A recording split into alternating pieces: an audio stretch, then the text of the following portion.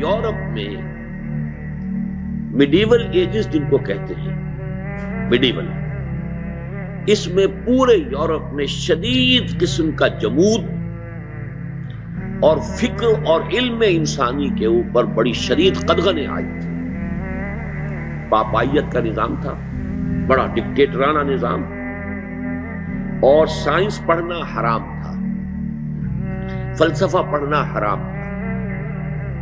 اگر کسی کے گھر سے فلسفے کی کتاب برآمد ہو جاتی تھی اسے زندہ جلا دیا جاتا تھا۔ سائنس بھی حرام،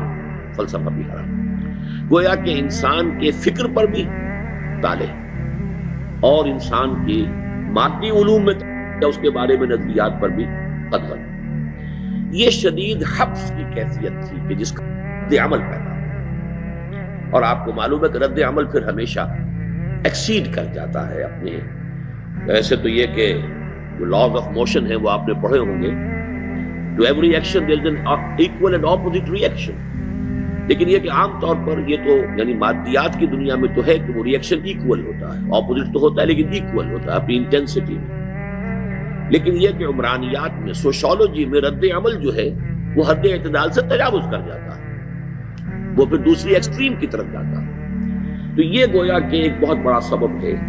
کہ جس کے نتیجے میں جب ذرا عقل کے تالے کھلنے شروع ہوئے اور جب ذرا علم اور فہم کے اوپر قدغنیں جو ہے وہ کچھ کم پڑی، تو ایک دم جو آزادی ہوئی ہے، آزادی فکر اور فلسفہ اور سائنس، اس کے میدان میں انسان نے غور و فکر کے اپنے گھوڑے دوڑانے شروع کیے ہیں، تو پھر وہ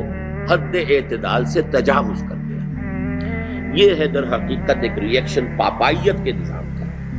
کہ جو شدید ترین قدغنیں آئی تھیں ان کا رد عمل تھا کہ پھر مذہب سے بیزاری